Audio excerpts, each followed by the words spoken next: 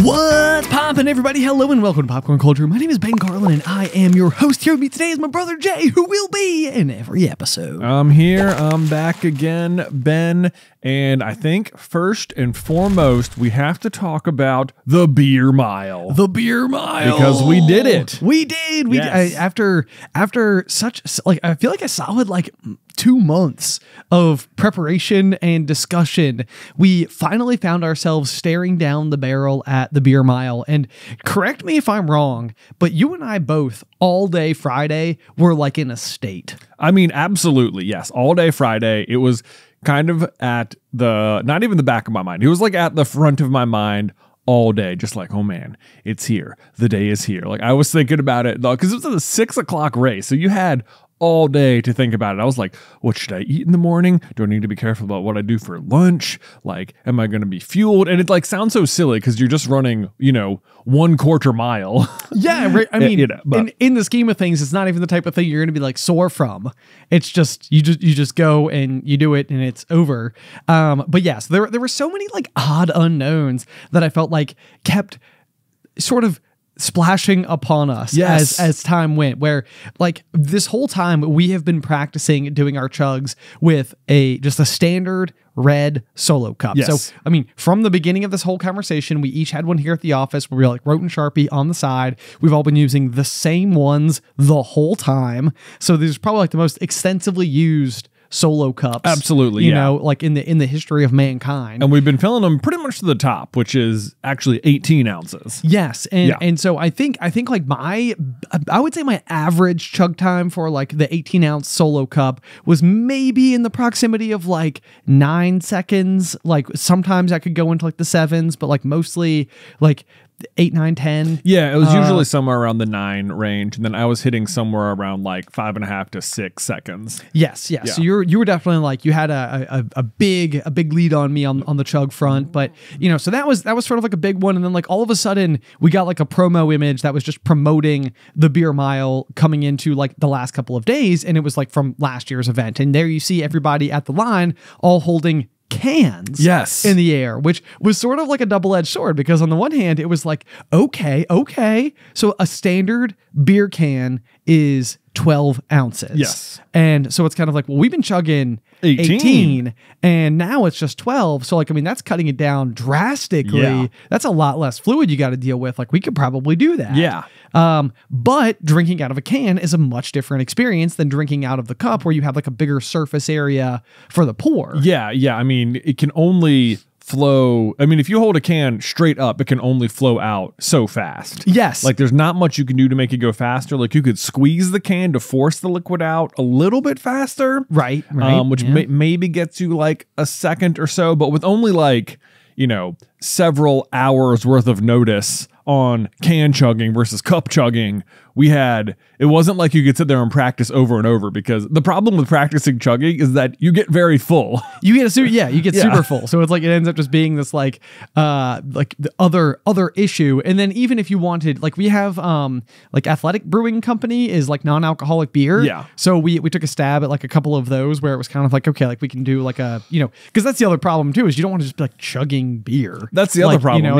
It's the drinking aspect of this entire thing is just for the challenge, not for any of the associated libacious feeling. Right. It's sort of it's a fun hurdle to introduce to a sporting event. Yeah. But otherwise, we're not just out there just trying to pound beers for the not really for funsies or anything. So that was the other kind of big thing. So with hours to go, we're okay, now we're in can mode. Now we know for sure it's going to be cans. And so that's one big determination that sort of, I mean, I can't quite call it a wrench, but it was a reaction. It was a reaction. It was different than what we had prepared for. Not a huge deal, but just a little different. Yeah. And then forever on the page for it had said it didn't. I wish it had a map of the course from the beginning, which it did not. But it referenced the switchbacks of Elmwood Park, and I was there are no switchbacks in Elmwood Park. Right. Yes. You know? It's like a big circle. It's a big circle. And I'm like, I've been racking my brain for like the last 10 weeks. Like,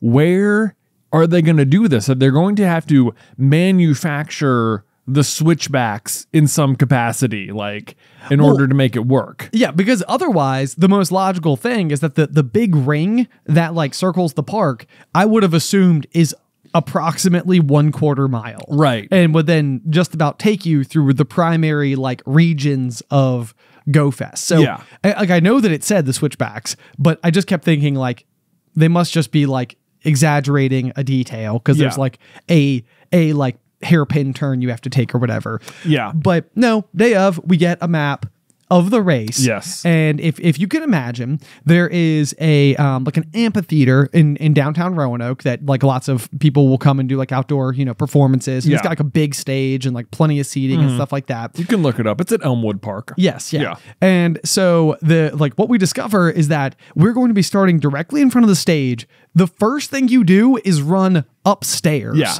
And then you take a hard right turn where you then take a hard left 90-degree turn up a smaller set of staircase. And then you literally, there's like a big hill embankment. Yes. Which, I mean, you know, picture any grassy hill. Yeah. Make it steeper. That's it. That's it. So basically, yeah, the way the amphitheater is built, it's sort of built into the slope of the land. Yes. So like as it kind of stairs, like it has like places to sit, obviously, because you're watching the stage, and that has like regular stair step seats or whatever. But then above that is just more grassy hill. And yeah, that is where they have staked out like 4 or 5 really huge switchbacks that you're going to be running back and forth. But like it's not, and it's like I don't care, like switchbacks are fine. The issue is that it's just a grassy hill. It's not like this is a walking path where they have built switchbacks. Right. It is that they have just put stakes in the ground and ribbon around the stakes that are now the switchbacks that you just stay in between the lines. So if you can imagine though, you're running on the slope of the hill, which is like 45 degrees, you know? It's so steep. You are like leaning over as you run. My ankles hurt literally just like me, like the GMA went out there and we were just jogging it. Yeah. And I like, no, not at speed. We were just trying to get like a feel for what it's going to feel like, what the traction would be like and stuff like that. And it was like, oh my gosh, like this hurts just to do for funsies. Yeah. You know, just chatting along at conversational pace or whatever. So that ended up being like a whole new factor. And on top of the course being like on this unusual terrain, it also meant that like all the track workouts that we've been doing were basically thrown out the door because the switchbacks are all about like short-term acceleration versus like picking up and gradually doing like a big long sprint, which also, you know, kind of added to like the whimsy of the event. But then the traction, you know, you're running on like ever so slightly damp grass. Yeah. And so I was wearing my shoes that I ran my marathon in, which are, you know, great for running. I ran a marathon in them. Yep. But the bottoms of them are just about as smooth as like, you know, like the shoes I'm wearing right now, which are like basketball shoes. Yeah. And so it's like, as I'm running, it's almost like running on sand where like you take a step and like your foot like slides a little bit like with each step. And you're like, you know, you never really feel like you've got like good traction. Yeah. Well, plus it was really difficult to get a huge amount of acceleration, even if you had the traction, because you're running on the diagonal and for not very long before you had to whip it back another 180 degrees. Yes. Yeah, exactly. Yeah. So it was way more challenging, way more different than we expected. So that's the setting for everything going into the event. So the GMA gets together. We all have matching outfits. We had matching outfits. Yes. Really cool. Jay had like Duck in a Cup t-shirts made, and we had these like big. They almost remind me of like the Pit Viper glasses, but they're from the brand Gooder, which we've always been a big fan of. So they're kind of like the big single like lens. Or you know what else they reminded me a little bit of is Max's glasses from a Goofy movie. Oh, like at the beginning. Yes, when he's doing like the who's Stand out. above the ground. Yeah. Power line. Power line. Yeah. That's the one. Yeah. So kind of like that. And then we had like rubber duck, like ball caps that we were all wearing, which was super fun. So we're all decked out. We're all matching. Ducked out. Yeah, Nailed it. Thank you. We get over there. We get to the registration table first. So we're group number 1. So we have like race numbers with the number 1 on them, which was kind of like, good omen. Good omen. Yeah. Felt good. Yeah. I was like, this is gonna be great. We find out, there is an alcoholic beer and a non-alcoholic beer option. You have to go over, chug your whole beer, turn the beer upside down over your head to prove that it's empty. And if you leave any in there, the idea is that then it's going to pour on your head. And that's sort of like your punishment for not finishing the beer. For not finishing it. You throw your beer into the trash can or the recycling can, and then you immediately go sprinting up the staircase. So we lead off with GMA member Mike. Yes. Who has a splendid chug. And He did good. He was out. I think he left second. Yes, left second. Did he hold second? He held second. Yeah. Yes. And so he goes through the whole thing, comes rip roared in, tags you in. You go over and have a lightning chug. Dude, I had a great chug. I was in the zone. Like Big Steve came up to me after. He was like, "Dude, your chug was insane." I was like, "I don't know what I did." I was just like, I was feeling it. I was just holding the can and letting it go. And maybe the person next to me just wasn't ready. Maybe our training did pay off. Maybe it did. Yeah. Of course, there was only one person in front of me because Mike had done a good job staying with them. And so I finished mine. I cannot believe it that I passed the person in front of me on the chug. Yeah. And so I take off up the stairs and I round the corner and I'm starting to make my way to the switchbacks. And it's like going through my head that like, oh my gosh, I'm in the lead. Like, oh man, this is crazy. What do I do? Right, right. Like I really got to try and hold on to it. And like, as I'm thinking that, the guy behind me just comes flying past like at full speed, and I was like, there was like 1 second of like, okay, let me try and speed up and catch up with him, and then it was like, there's no chance. I'm not even close. Yeah. It was just like, oh man. So I mean, but those guys were quick, and they were all dressed in like, if you can imagine, full like dentist costumes. Yes. So one guy's dressed in like scrubs. Yeah. One guy was a dentist. The one guy was a dentist. So he's in scrubs. Then you've got like a guy dressed as a tooth. Somebody is like toothpaste, and somebody is a toothbrush. Yes. And yeah. So these guys were stacked. They were moving. Yeah. Absolutely. So they come flying through. I go sprinting over, grab my beer. I felt like I did not have a terrific chug. I was like, I was so in my head about it. I think the can got me. It just psyched you out. It psyched me out a little bit, and I was just, I don't know. Did you grab because when we got to the chug, you could grab a non-alcoholic one or like a regular, like a fat tire. I went beer. with a fat tire. Yeah, I went for the real one. Yeah, I was like, that feels like more in the spirit. That was what I thought too. Yeah. I was like, okay, I mean, like I said, training's one thing, but like game day, it's like, you gotta exactly. But yeah, so then take off, and like I said, I mean, I could not get any traction with my shoes, so I was just like, I feel like I'm like a clown, just like literally like slipping the whole way through, like banana peels. Oh gosh, nonstop. So I'm just trying to hold on to, I think third. I think a guy passed me on the chug, and then he just sort of stayed like equal distance in front of me like for the whole lap. But I came sprinting around the bottom turn. You come flying down this hill after all these like switchbacks, and then there is just a hard sharp turn. Yes. And it's like off camber, so it's almost like you're doing like a sharp turn, but the way the hill is shaped is like working against you. Yeah, it's like you're running around like the bottom of a cone. Yeah, exactly. And so I went to turn, and basically all my forward momentum was like, nope. And so my legs just came clean out from underneath me, which is where like the entire cheering section, like several like little colonels had like come out to like, be a part of the event. Like our good friend Big Steve was there, our wives and our mom and, like everyone. I got a great view of you just wiping out, which also meant that, the crew here at SCB, they were out there watching, they had signs and stuff like that, which was so sweet. But so then everybody was like right in the spot where I fell. Yeah. But we got video. We got video. So we'll play that as I'm telling the story for watching on YouTube. But anyway, yeah. So yeah, came ripping around the corner. I feel like I got up pretty quick though, and was able to like go through and tag John, who quite frankly was our get. Our absolute ace of the hole for sure. Yeah. There's a reason he was running anchor, because he is probably the fastest chugger and runner.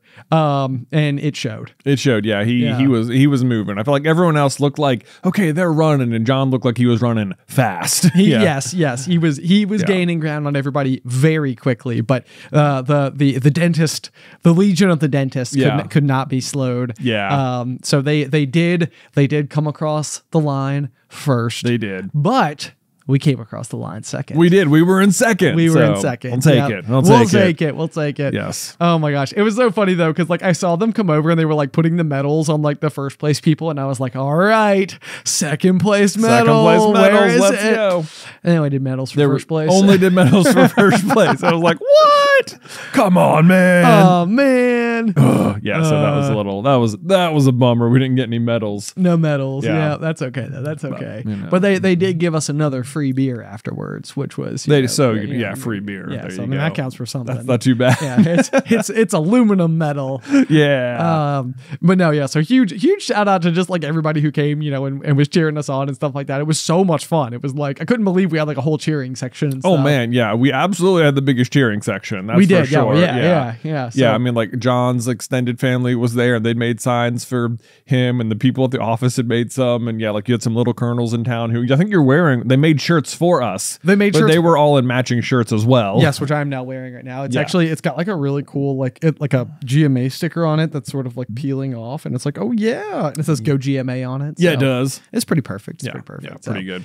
Yeah, but so it came, it went, we did it. How do you feel? I felt great. It was super fun. Like the course was hard. For sure. It was definitely hard. Yeah. But it's like I wasn't ever like, I wasn't running it thinking like, oh man, I can't do it or anything. Right. It was like it was hard, but then it was also it made it feel like as you're like I didn't feel like I could go much harder.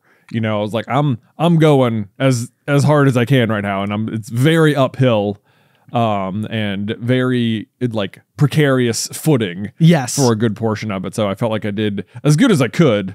I know. Yeah. I would say the only thing that was tough for me was I felt like I didn't get to like, I feel like I have like some top end speed that I didn't get to use at all. Yeah. There's not any like just long flat sections, almost at all, and none where the footing is good. Yes. Yeah. No, none. I would say there wasn't any. Like best case scenario, you could pick up some speed on like the one downhill. But if you could imagine like, 400 meters of it, of quarter mile that you needed to run, I feel like 350 of it were oriented uphill, and like the last 50 meters featured a very steep downhill and then stairs downhill. Well, and you couldn't even pick up that much speed going down the hill because the downhill was leading into another U-turn. Yeah, which was on that like angled cone shaped like footing again. Right. So like if you came down too fast, your momentum was gonna like carry you into like the wall of the curve, which would have been a wall of people. Yes. That's where they were like standing to like cheer and stuff. So you kind of had to like slow down so you could take the turn at all. Right. Yeah. So it was so difficult. So our 6 minute goal was basically out the window. Yeah. But I feel like we did it like in like what, like 8 minutes 50? I think, yeah, it was somewhere in the 8 minute range. Okay. Yeah. Okay. But that was fun too. And I really liked the whole setup because like if you were like sitting in the amphitheater facing the stage, you could very easily just watch people run the whole loop around you. Yeah. It was very good spectating. Yeah. And I suspected that's what they were going for. Was kind of like if you're looking at the space and you're designing it, you're kind of like, okay, this is a great way for people to come and be sitting right in the heart of Go Fest and get to see all of it from one point. Right. So that was pretty neat. That was pretty neat. So anyway, but it was really cool. It was such a fun experience. I would totally do it again. Oh, absolutely. I would do it again. Cool. I feel like mentally going in, knowing what the course looks like, assuming they don't change it. Like, I feel like that helps a lot. Oh yeah. Definitely. So, I mean, I literally like the morning we got up, I picked up like my trail running shoes and I was like, is this overkill? And I was like, it's overkill. Yeah. And then I got out there and I was like, oh my gosh, that would have been so perfect. Should have brought these. I haven't worn these shoes in like 3 years, and this would have been the day to do it. Yeah. I'm not even sure I still have trail running shoes. Like, I think I had them for when we were doing the Spartan races. Those are literally back in the day. Okay, those are the ones I have. Yeah. So that I think they've been worn for 3 major events, and each of them were Spartan races. Okay, yeah. All right, well, there you go. man, so we finished the race, and then the rest of the weekend, so the beer mile is like the unofficial kickoff of Go Fest. It is, yeah. So basically, because at 6 p.m. on Friday, and like that's when people are getting off work. That's when they're starting to like filter into the festival proper. So yeah, it's like we were part of like the first piece of the Go Fest puzzle. Yes. But then the thing for me was that I was having such a hard time getting any amount of gear together to be able to go in and experience Go Fest just as an event. Yeah. Oh yeah. That was my big challenge, was just like getting my family and me and everybody all where we needed to be at once to do Go Fest. I do actually understand what you mean, because like once upon a time, pre-children, me and Beth would just like wake up in the morning, and at like 10 o'clock we would show up and we'd be there all day. And we would just walk around and do the things and eat the food and check out the booths and watch the shows, and just like that was the whole weekend. And like once you have kids, it is such a different beast, where getting down there at all is just tricky. You're like having to park in a crowded parking lot, and lots of people are coming or going, and you're just anytime you're in a parking lot with kids, it's like, hold, stand by, yes cars, there's cars coming. And then you get into the festival, there's like so many people walking around, and it's like easy to get lost, and there's 1,000 things I want to go pick up. And like Luke is very clued into like every tent probably has a free thing I can get. Got to go get those free I want stuffs. those free things. Yeah, the swag. Yeah, I want that swag. So Luke always has like a swag bag, and he's hunting for stickers and bottle openers and whatever anyone will give him. Does swag stand for stuff we all get? If I don't know specifically. I know that on the show The Office, Michael Scott declares those are that is the acronym. That's where it comes from. That is as far as I know, that's where it comes from. Okay. Yeah, I was not aware of that particular like source material for it. As far as I know, I thought swag was just like the name for the stuff they give away, but then on The Office, he calls it stuff we all get, swag. Okay. I mean, it sounds like it adds up though. Okay, that's curious though. Yeah. Okay, so continue though. But I feel like it is harder to like go and like watch all the stuff, because like not all the kids want to watch all the shows, or like there's always this big chainsaw show which is I think mostly geared for kids. Oh yeah, definitely. Kids love chainsaws. Yeah. But it's very loud, and if you're not sitting near the front, it's kind of hard to see what's happening.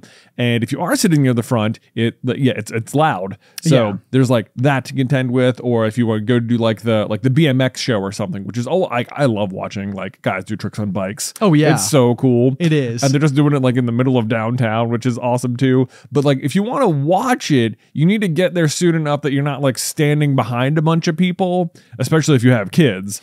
Dude, yes. This is like festival life in general though, in such an interesting way. Like, like when we were doing like this same weekend last year was that music festival When We Were Young. Yeah. Which is the one where it's like all the kind of like punk rock emo stuff that I like listened to when I was going through high school and stuff. And it's like, it's so cool because you're like, oh my gosh, I'm going to be at this venue where like this band is playing and this band is playing and this band is playing and this band. It's like I had all of those CDs and like I know like all of their songs and everything. It's gonna be so cool. And then you get there and you start to realize like, well, if I'm gonna see them and see it all the way through, then I'm gonna have to go and be in the back for these guys because I'm gonna have to like run across the venue to get over there. So it's like, yes, you're in the place where they're all going to be, but like you still kind of have to play this like prioritization game. And it's like, if you want the absolute best seats for this band, then it's like, then you're going to have to probably camp out for like 2 sessions prior. So you can like work your way to the front so that like when everybody leaves to go do their next thing, you've found your position. You've moved up. But you might not want to watch those 2 bands. You might be missing 2 bands you want to see while you're, trying to get. Exactly. Yeah. So like, it's like, unless you happen to want to see all 3 bands that are going to be playing on this stage all day in a row. Right. And you're going to get there first thing in the morning, then like you're going to have to be playing some games. Exactly. Yeah. Exactly. So it really does become this big like balancing act of like, how do you make the best of this? I know. It's not unlike when you're at like Disney World and you're like, okay, okay.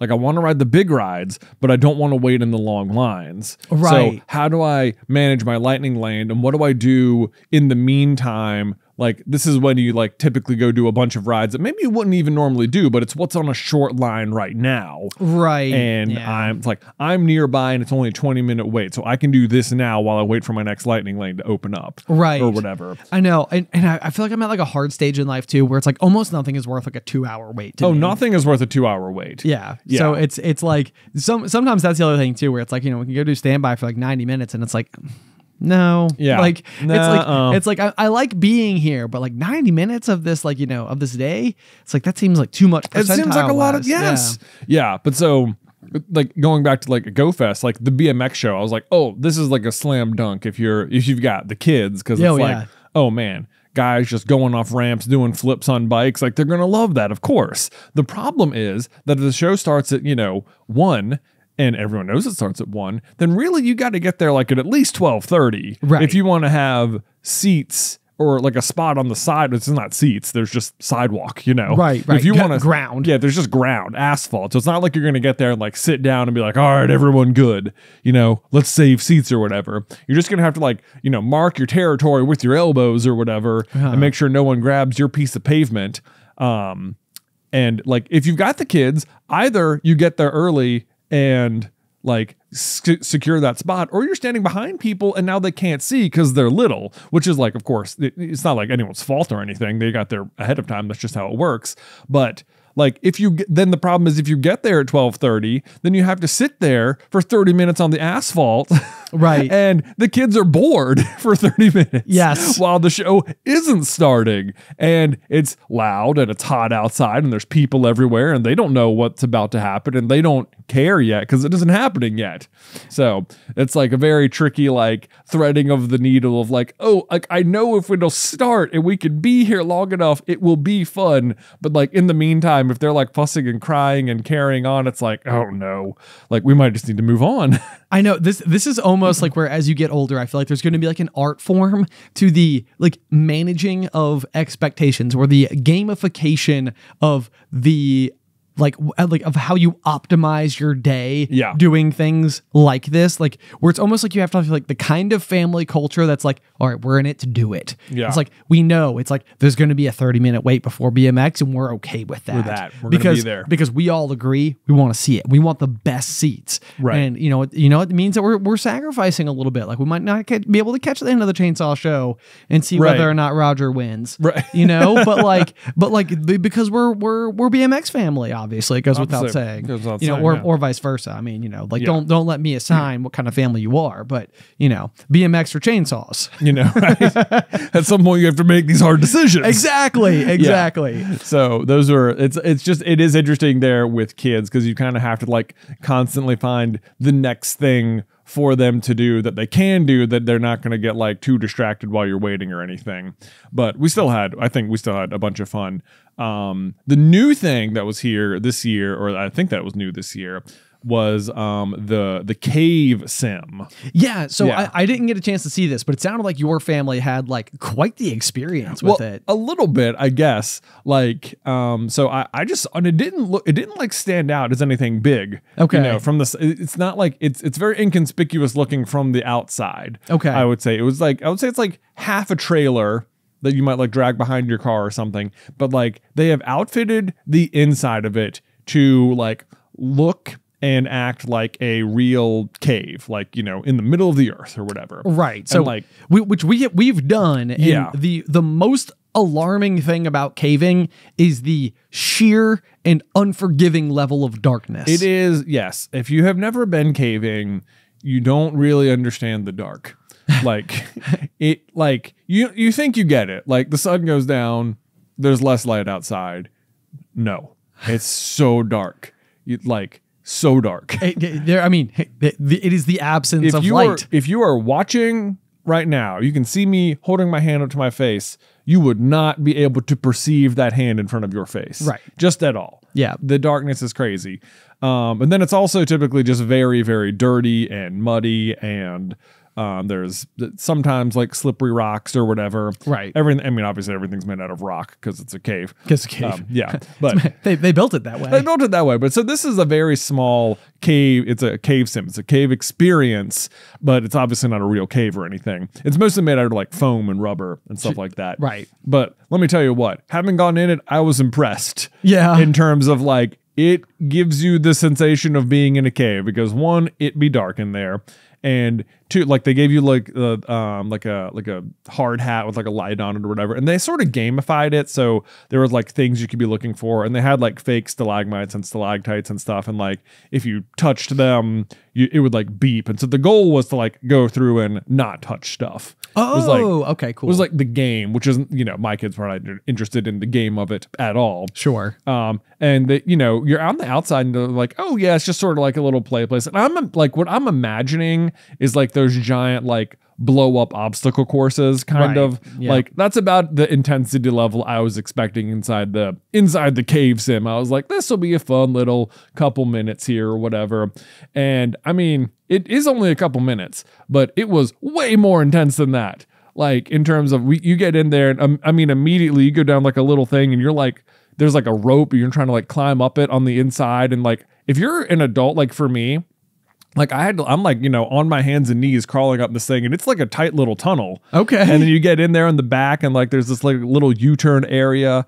And so it was all three of my kids had different reactions to the cave sim. Okay. So Nate, he went in first, guns blazing, didn't slow down at all. I completely lost track of him. He just got out in front and kept going. Nice. He was fearless about the entire thing. He loved it. He came out with a giant grin on his face. Nick got in there, and at first I think he was just following Nate, and then like we got to the back, and there was like a little bit of breathing room there. We could like stand up and kind of look around. And I think he looked around and was sort of just like, wait a minute, I don't think I like this. It's so dark. Yeah. And so he just like came back the way we came and just like exited, no problem. That was fine. And then Luke, like, he was staring at the outside of it, like at the opening tunnel, like witnessing that it became dark. And he was like, nope, not for me. Not for me. Not for me. I don't think not so. Today. Not today. So all three of them. So yeah, Nate did the whole thing, loved it. Nick did half of it and turned back. Luke decided against it altogether. But so I'm in the back and Nick just takes back out the front way and I'm like, I guess I'm gonna go find Nate. Right. Yeah, you're in it now. No, I'm just in there in the back too. And like we're going for, and I'm looking forward and I'm like, well, where do I go? Like there's this place looks blocked off and that place is like kind of open over here on the bottom. And I'm looking through and I'm like, no, this is where I go. This is it. And I mean, it is a proper tight little tunnel. I'm like on my stomach, like inching forward on my elbows. Oh my gosh. I know. I was like, this is intense. Like, I mean, to be fair, it was very much like when we used to go caving. I was gonna say that. Like, I mean, there's a piece of me that remembers our caving days, and it's like fond memories. I think we talked a little bit last week or maybe a few weeks ago about like type 1 and type 2 fun. Yeah. And caving, I feel like, was the ultimate in like type 2 fun, where it was like, I don't know if I'm enjoying it in real time, but it sure does make for some great stories. Yeah. But now when I look back on some of that stuff, I'm like, it kind of gives me the heaves. There is no doubt. Like, it was too tight. There are some heaves moments. And this was like one of those where it's like, I know I'm in a trailer and so it's safe. But like had we been in a real cave just out in the wild, right? And they'd been, and like John was like, go through there, I'd have been like, I don't know about that, dude. That's not. A real tight crawl. Like, yeah. I don't, anytime you had to crawl further than the length of your body, yeah, where it was like, if I go through this, is there a chance I get to a spot where I won't be able to back out? Yes. Or what if the earth shifts? Or what if the earth shifts? Or what if I get to the other end and my body comes out and the floor is so far away that I can't do anything? It's like, these are like guys, it's so dark. People are like, shut up. Like, so I'm like crawling through it, and I'm like, this is so tight. And I mean, I made it through, no problem. It was fine. I mean, and if like it was really fun. I thought it was really cool. And I came out the other side and it was all great and all that. But what was so curious to me was that afterwards, like Luke just like, he was like clearly thinking about the cave sim like for the next 24 hours. Like he, you know, you like we'd go do something else and then he would like ask a question about it. And then you'd think like, okay, we finished talking about it. Good. We got it out of your system. And like an hour later, he'd be like, but like, were there animals in the cave? Like, you know, like, no, there's no animals. Like they said there was animals. And I was like, I didn't see any animals. And I guess there were some like plastic like models or something. Oh, sure. Yeah. I didn't even notice them on my pass through of it or whatever. But I think, you know, I wasn't sure. I was like, oh, were you afraid there was going to be like, you know, living animals in the cave or something? That could be Which I could concerning. see that would be concerning. I was like, no, it's absolutely not live animals. It's like, are there pictures of animals or just like animals? And I'm like, I didn't see any, you know.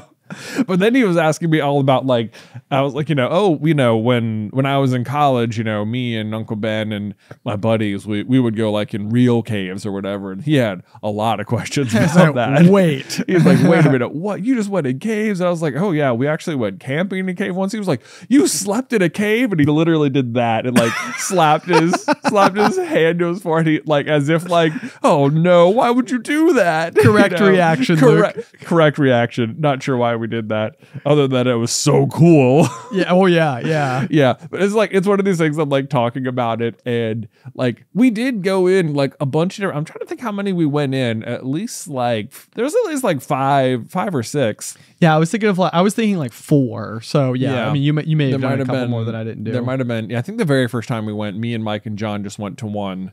That famously had a place called Glop Canyon in it. I don't think you were a part of the Glop Canyon trip. Okay. Yeah, where I almost lost a shoe. Oh, man, if you can imagine the casualties. I can't imagine coming out of a cave not wearing a shoe. I know. It's like because whatever that walk you have left to get out of there would be miserable. It's fascinating to me at all the caves you go in. Like John, this is the thing. Is like one, like me and Beth were talking about it because I was like, she was like, you know, like I was saying like I always remember that John would like look up the maps and he just is like really good at reading them and like visually constructing like the whole cave in his head beforehand. He's a literal architect. Yeah. So I mean, if there was anybody who had a predisposition to this particular skill, it might be him. Yeah, and I mean he was super good at this particular thing. And it's like I don't think I would go caving without John or another educated guide. Like I'm not someone who just goes exploring rogue caves or anything. What's alarming to me is that we were doing this like when we were like 15, 16 years old. Mm-hmm. So it was kind of like, it's like when we were going, our guide was our sophomore aged high school friend. Yeah, maybe a little older than that. But not much. But not much. Maybe junior aged. Yeah, maybe. But I mean, I don't think it's a reach to say he had to be senior aged. I mean, it was even that's not a lot it's better. Not that much better. And yet I never felt like John didn't know where he was going. Oh no, I trusted him 1,000%. 1,000%. I knew he knew where he was going.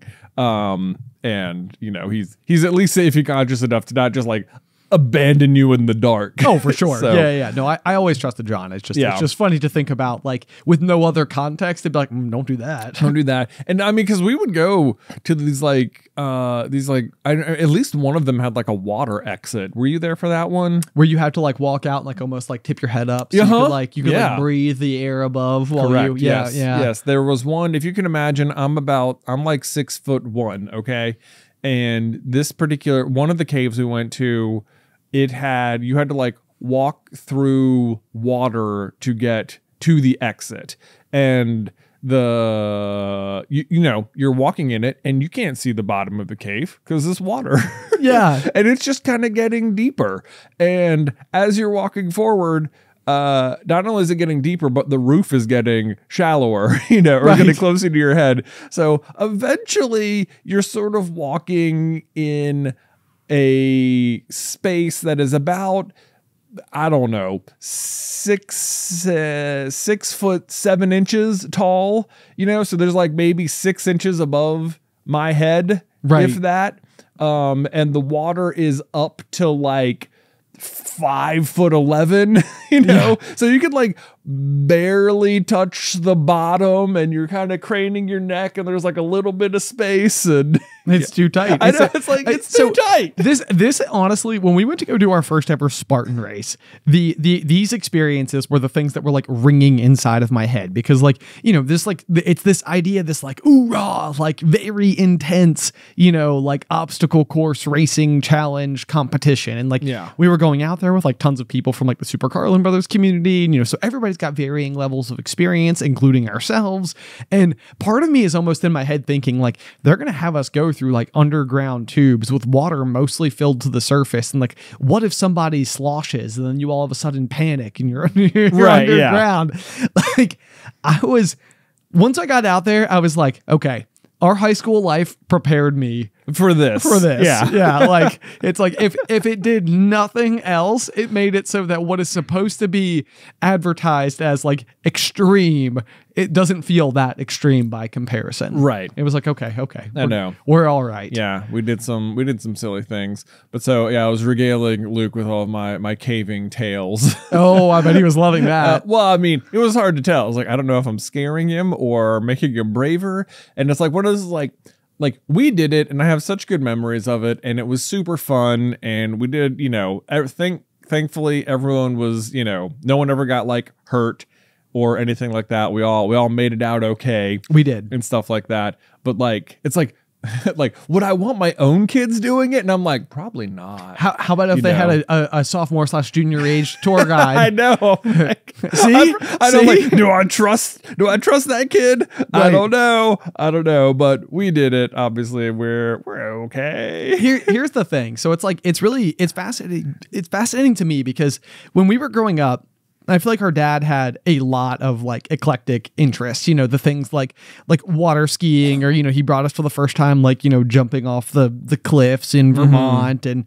you know, we would do like winter skiing and stuff like that. So like, you know, we were always kind of like going and being involved in these, you know, these activities and such. And for the most part as a kid, it was like, I so oftentimes found myself in like almost feeling like I was in over my head. Like I liked watching it. I thought it was really cool, but it was almost like, I'm not ready for that. Like, and so I think I was very timid for a really long time. Yeah. And it was, I think at some point for me, and this is the case, I think that applies to so many other situations, is that it's almost like you have to make the decision for yourself that like you want to do it for you versus doing it like on behalf of somebody else or like under pressure or whatever. So like, it's curious to me, like the way that like Luke responded to this particular cave situation, because like, it seems to me like his interest was certainly piqued by it.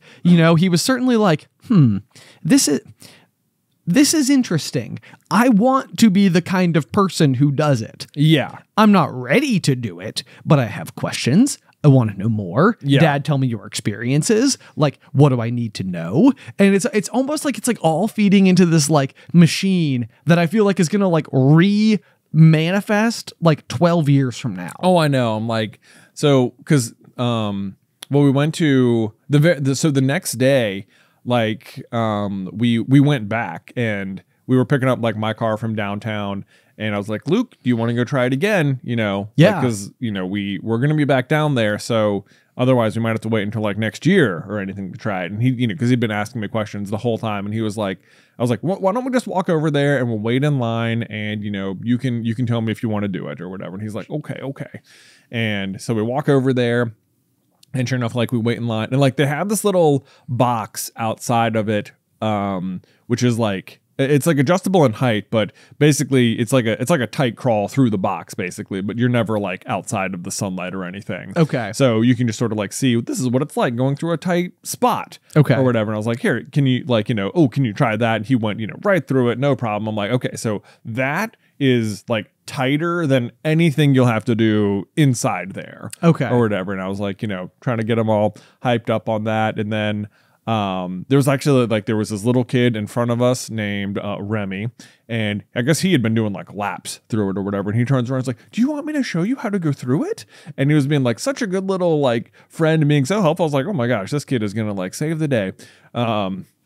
But ultimately we got up there and Luke, he made it about like 5 feet in, and then that was about as far as he got on round 2, and he decided, nope, not for me, not yet.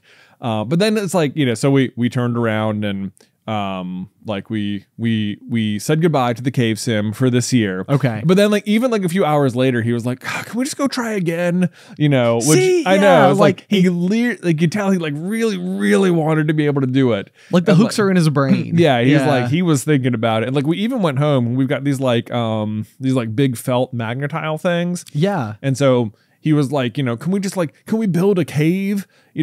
So we like built a cave at the house, which is like a big tunnel, basically. Sure. But he was, wanting to practice or whatever. So it was so interesting to see him like try and work it out. And like we talked afterwards, and it was like, it's okay that you didn't do it. Like really what we learned about was like, like bravery and courage. And, the next time you're feeling scared, you can think back to this. Cause he would be like, I just didn't think about like what it would be like when I was in there. I was just thinking about, it was like he was thinking about the other thing, he was trying to explain like how the things he hadn't thought about. Okay. In terms of it, he was like, I was just thinking about like the darkness and like the whatever, but I wasn't thinking about like what it would be like when I was in there.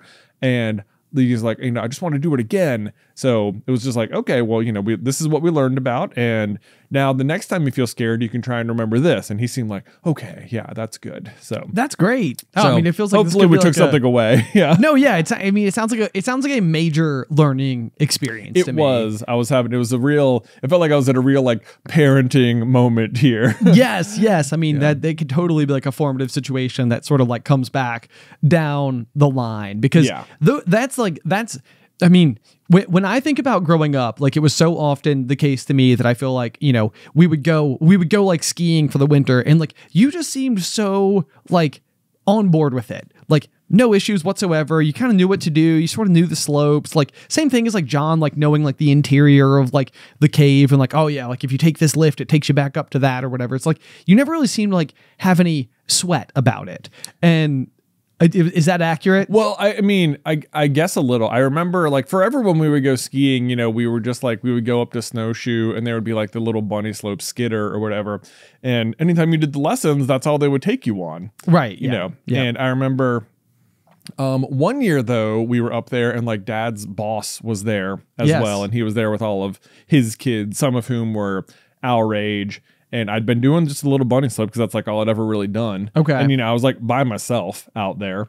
And one of the girls was like, "Oh, do you want to go do this one?" And I was like, okay. And I just like followed her down one of the other slopes, and it was like much bigger, much longer, much faster. It was like I got to the bottom of it, and it was one of those that was like, I can't say no. right. I guess I'll be following you and doing this. And then I got to the bottom, and it was like, oh, maybe I could do more than just that one. Okay. But it was like one of those where it was like my hand sort of had to be forced in the moment. Like I wasn't just going to be like, yeah, I'll just go do this one. Right. So I remember just doing that, and then feeling more confident after that. Okay.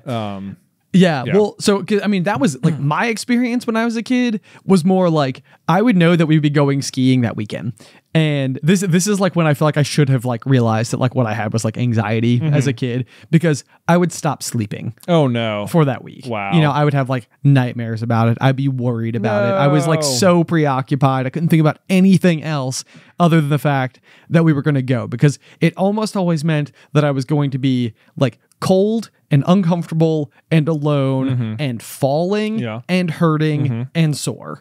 Yes. Fun. And it was like one of these things where it was like, I so badly want to be better at it, and I'm just not, and it was just like, it was such a struggle. It was such a worry.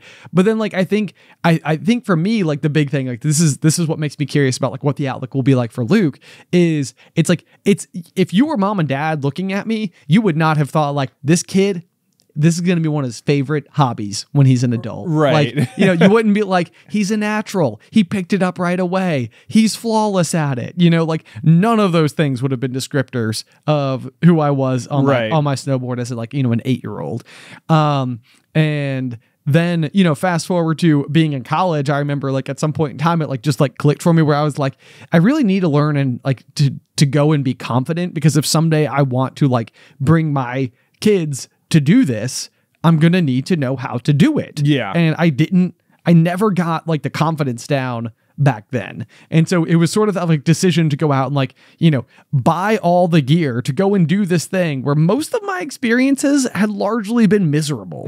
And then it was sort of like it recontextualized everything. And it was like, okay, now I sort of love this. Yeah. Now I'm sort of like on my terms and I'm like figuring it out. Like I'm getting the hang of it. And, you know, I'm going all the time. I'm getting better at it. And like, before you know it, I was like, man, I can't wait to go again. Right. You know? Yeah. I feel like my experience with it growing up was that it was something that like once I felt better doing it and I would like have a lot of fun doing it, it was one of those things. It reminds me of like the Pokemon cards where it would just sort of like, you know, like when I was a kid, I liked the collecting aspect of it, but I never had like the opportunity to like play with other people because just no one wanted to play. Right. Like actually like harness your skills a little bit. Yeah, harness your skills and like try and build the decks and things like that. Like that was interesting to me, but not any of my friends. And it was like, this was like a little bit different, but it was like, it created like the same like unavailability space, you know, it was like, it's like a thing I really want to do, but like, I don't have the means to do it almost at all. And like we never, you know, it's like the only way I get to go skiing is if it's with a family trip. And like even then it's like I don't have my own skis, so I'm always having to like rent, and like I didn't have like a lot of money or anything, so it wasn't like I could, you know, even if people like invited me, it was like, well, that means I'm going to have to like spend a lot of money on a lift ticket and spend a lot of money on renting the skis. Yeah. It's not a cheap sport. That's for sure. Yeah. Like it's not. So it was like something I always wanted to be able to do like whenever I wanted to, but I just never like could. Right. But then it's like one of those things where it's like, maybe it's like the grass is just always greener on the other side or whatever. It just seemed like my friends just had all the, like they could just go. Yeah. They would be there a lot. You know, it'd be like, how are you doing this? How are you able to just go so much? And so that would always be like frustrating to me. But eventually, like some of the first stuff I bought after I got my real job at the concert venue, was like a bunch of ski gear and my own skis, and then I would go all the time. yes, we went a ton. But yeah, you're right too. Yeah, it's like it's interesting like to need that like opportunity to start like making those decisions to like get to go and do it. But it's also fascinating to me to like what are the activities that like we had growing up, because this is such a good example of one where it was almost just like as soon as I can like do it, I will, you know, but it's like, but you're talking about like realistically from the time I got on the snowboard for the first time, I think when I was 8, until I went for the first time by myself when I was 19, you know, it's like, it took me like 11 years of waiting for that day to finally get to go. Right. And then from there, the quest basically became like, how do I make it so that like everyone I know will go with me? Because like then you've tackled the task of just simply getting there, but then you have to find, it's like then you don't want to just like drive, you want to go by yourself 2 hours into the middle of West Virginia by yourself every weekend. So then you're like, well, now I need people who will go. Yeah. And then if people haven't learned, then like not many people are like on your level too. Exactly. So I feel like for a while there, like when I was in high school, the big thing was always Diablo 2. So that was always like the game that like I wanted people. It was fun to play it, and I really enjoyed playing it. But like what makes it the most fun is when you've got like a group of people you know who are also playing it. And you're all sort of like in it together, and that was so difficult. So like my standing offer to everyone whenever I was in high school was, if you'll play with me, I will buy you the game. Right. And like no questions asked. Like, you know, like let's try it. Let's go. And so I feel like when I got to college, I mean, you couldn't exactly just, you know, Diablo 2 when I was doing this for people cost $20 for the battle chest. Right. Yeah. You know, at Walmart or whatever. But like you couldn't just go and like buy people skis, because they're so expensive. They're very expensive. Yeah. So it was just like, but I remember it was like I would do anything I could to be like, what would make it any easier for it to go? Like I have 16 spare dollars. Does that help? Does that help? You want to come? Yeah. You want to go skiing? So anyway, it was such a quest for such a long period of time for an activity that I genuinely think I like had a like a rooted fear in Yeah. as a child. Did you ever go on like the Boy Scout ski trips at all? I did not. No. I think I missed that wave entirely. Okay, that was probably another like part of my skiing development, I think. Okay. Is that there would be these like Boy Scout trips where they would take like the whole troop up to, a ski resort for like the weekend or whatever. Or maybe it felt like you'd be there for at least 2 full days or whatever. And that I think was always really good, like confidence building wise, like because we'd done some stuff as like little kids, then you'd get there and like you'd have this like wide range of skills or whatever. Right. So, if you were there with your friends who were like about the same as you could go do stuff, but there would be some people who were learning and who like, had to do like some of the easier stuff. Right. And I think like that was like a real like confidence boost, like, oh, I can do this, look at me, I'm able to excel at this a little bit more. Yes. I mean, it's also like one of those things where even if you get to like help someone else who's like learning, sometimes the best way to master anything is by teaching another person how to do it. Yeah. Not only because, I think like then you are forced to think about what you're doing and how it's all working, but it also gives you that confidence of like getting to be like a mentor to someone else. Yeah.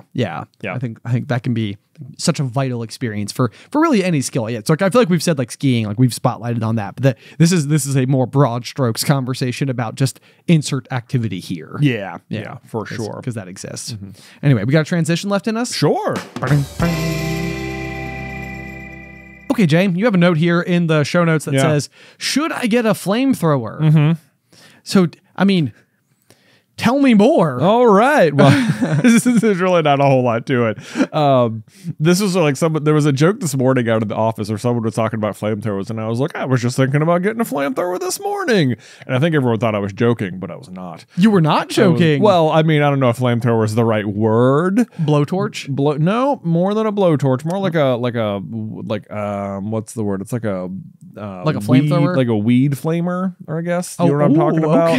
Okay. No, maybe. It sounds like drugs. It sounds like drugs. It's not, man. It's way cooler. A weed flamer. A weed flamer. Weed flaming? I don't know what it's called. I do think I know what you're talking about. Is it like, because I think I've seen before people have like a long handle that sort of has, it almost looks like an upside down like soup can at the bottom. And I think you attach it to like a propane tank. Yep. And you sort of go through and it's creating like a small fiery inferno down on the end. But by comparison to like flamethrower from like Star Wars or video games or something, yes, you don't mean like a flamethrower. I don't mean like a military grade flamethrower. Okay. I mean, basically like something you would use in your garden.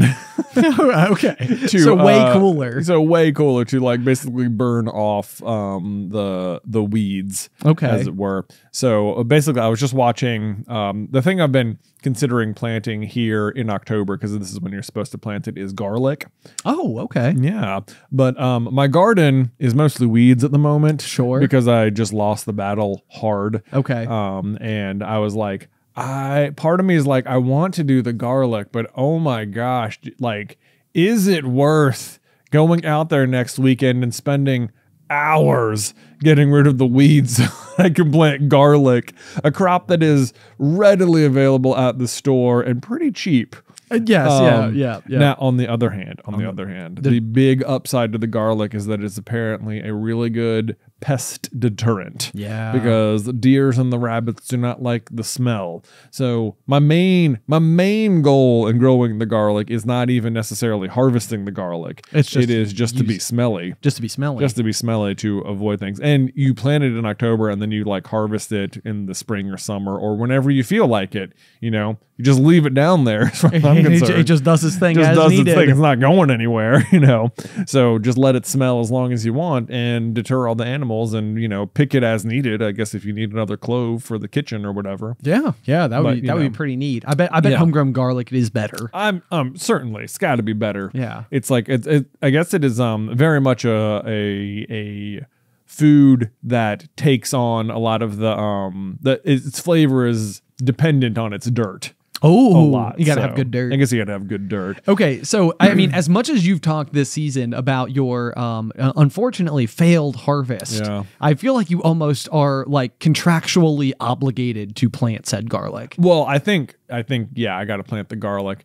And then, so this morning though, I was watching just like a TikTok about someone who was like, it's time to plant garlic. And I was like, ooh, these would probably be some good tips in here about how to do it. And it was a very informative video, but in the video, the guy was just using like B-roll of himself, like flame weeding his garden. And I was like, what the heck was that? You know, that seemed like really intense or maybe really awesome. Do I need one? Do I need one of those? Would that be really good for me? And I'm like, I don't know if it actually would be the solution. It seems like it's like tremendous at getting rid of like, you know, sidewalk weeds and stuff, or I don't know, maybe if you were out there all the time doing it. I'm not sure it's exactly what I need, but I was certainly considering it this morning because I think it would also just be fun. Yeah, I mean, you light stuff on fire, you know. Granted, the fence around my yard at the moment is made of relatively flimsy plastic and wood. So it's like, how did you burn down your fence? Well, here's nothing. the thing. Here's the thing. Flamethrower? Yeah. What does the homeowners association say about flamethrower usage in backyard gardens? Well, I think you could get away with this little soup can propane tank. I think you're right. Thing, no problem. And I feel like it would probably be effective to some degree. I bet it would. Yeah. I bet it would. I think that there would be results. Is there any? Yeah, I don't. I'm trying to think if there's like any other way to mass remove all of said. I mean, the other way would be to first just go hand pull all the really big stuff out, and then just have like a rototiller and just, you know, go churn it up. Go ham. Churn it up and rake off everything that comes up out of the bottom. Okay. That would be my other option, I suppose. Okay. And then plant down the garlic. I gotcha. Just go for the best, or just really, you know, 1-to-1 it, and that would really take forever. Okay. And it's, I don't know about that. So, but I mean, the flamethrower idea seems like a hoot and holler. it does seem like fun though, doesn't it? So it seems like the most fun version of this. Right, yeah. So I feel like for anybody who is eventually scrolling through the episodes of the pop, it's going to be like, should I get a flamethrower? I got a flamethrower. Right. As it's like, it feels like that's going to have to be two separate titles. Yeah. Almost certainly this one's called Should I Get a Flamethrower? Yes.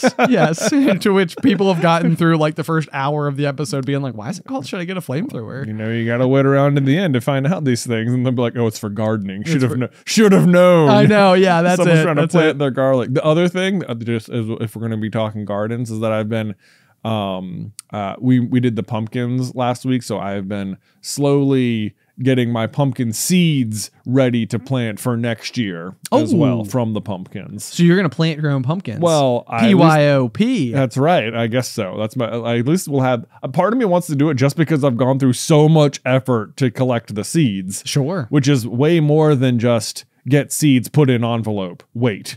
Like, apparently you gotta like get them out, and then you have to like soak them in water for like a week so they can germinate, and then you scoop out anything that's still floating because those seeds are just basically duds. Oh, everything that sank to the bottom, those are the good seeds. Okay. And then you gotta dry those seeds out for like a week, and then you can store them in like a, you know, then in an envelope, and then you can plant them for the next 4 years. So, well, if it makes you feel any better, I threw mine on my compost heap after they melted in my front driveway once upon a time, and we had like 200 yards of pumpkin vines. Yeah, all my other pumpkin guts, many seeds made its way into. Yeah. I also threw that into my compost heap. So part of me is like, boy, I'm gonna use this compost next year, and there could be some pumpkins. Yeah, I would almost be willing to bet beyond a shadow of a doubt that there will be pumpkins. I know. I'm like, that could be a problem in and of itself. Yeah. Unless I'm trying to grow the pumpkins. So, yeah, I know. Who's to say? The next thing you know. I know. So anyway, I may or may not be planting garlic this weekend, and may or may not have a flamethrower to do it. Amazing. If you're like bored on Saturday and you want to come, like, you know. Well, let me just tell you off the cuff. Yeah. Not no. I know. Looking forward to Flamethrower Saturday. Exactly, Ben. It sounds like a blast. It's good. I know. I knew you'd be interested. Obviously. I know. I was like, as I was watching this, I was like, that guy's got to be going overboard with this thing. Like he owns it for some other purpose, and it's like, nope, that's what it's for. That's what it's for. Yeah. I know. No, this is so great. Because I do love a specialty tool. Yeah. Especially one that combines like unusual mechanisms such as flames. Yeah. Well, Yeah. then I also have just a big weed bed out in my front too. We could also just scorch. Just torch it. Just torch it, man. What could go wrong? Fire. Yeah. Yeah, that's what I have hoses that we can just have on the ready. Yeah. In the event of such problems. I'm not gonna lie to you. There is also a piece of me that has always wanted to use a fire extinguisher. Like I don't want to at all, Right. because like obviously it means that something like dangerful that has happened. However, it does seem like it would be like a thrilling experience. Yeah. To get to like pull the pin and be like, this is happening. Let's right go. now. Yeah. I got this little like black hose thing. It feels like, there's like those rooms where you can go in with a bat and they just let you like break stuff. Yes. It seems like there must be somewhere where it's just like a really flame retardant room, except they've got some stuff they can light on fire and you're wearing like, fireman gear and you've got a flame extinguisher and it's just like, hey, just go ham in there, man. Just go have Just fun. put it down. Just, you know what? Worst case scenario, we got the sprinkler system on the top. You're going to be fine. I like it. I'm sure that sounds like a sound business plan. Right. Constantly almost lighting people on fire. It's like every insurance agency in the world is like, no, you are not doing this. We will not be doing this. that. This is an unacceptable plan. They'll be like, no, look, it's going to be great. People always want to use fire extinguishers, but they don't get to. Right. It's like this, it looks so fun, but people get to do it. And now they get to do it. And we can have like fun things to light on fire in there. It's good practice. There could be like popcorn kernels, and that's like kind of whimsical, they're out there blowing it's just popping and they got to blow it out. Yeah. All right. I'm looking forward to this. Yeah. Right. Let me know when you open. Yeah.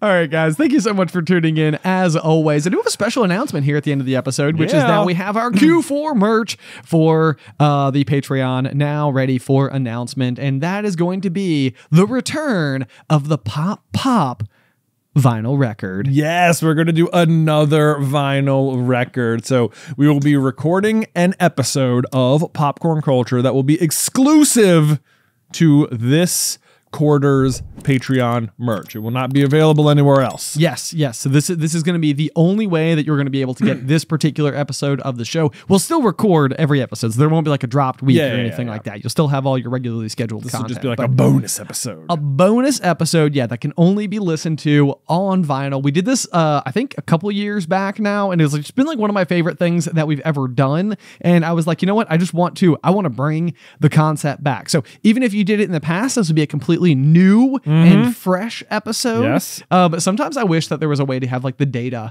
based on how many people actually successfully listened to the other vinyl record. Yeah. But I feel like we'll have to find some like particularly good, juicy stories that we can that only live on the vinyl record. So if you want to check that out, patreon.com/popcornculture. It's the merch tier. We super appreciate it. The support goes such a long way. This is the show is very patron dependent. So huge shout out to all those people who do support us over there. If you want to go check it out, link in all the necessary places down below. Otherwise, if you have any feedback for the show, you can send it on over to popcornculturepod@gmail.com. And I think that is everything for today. Until next time, pop.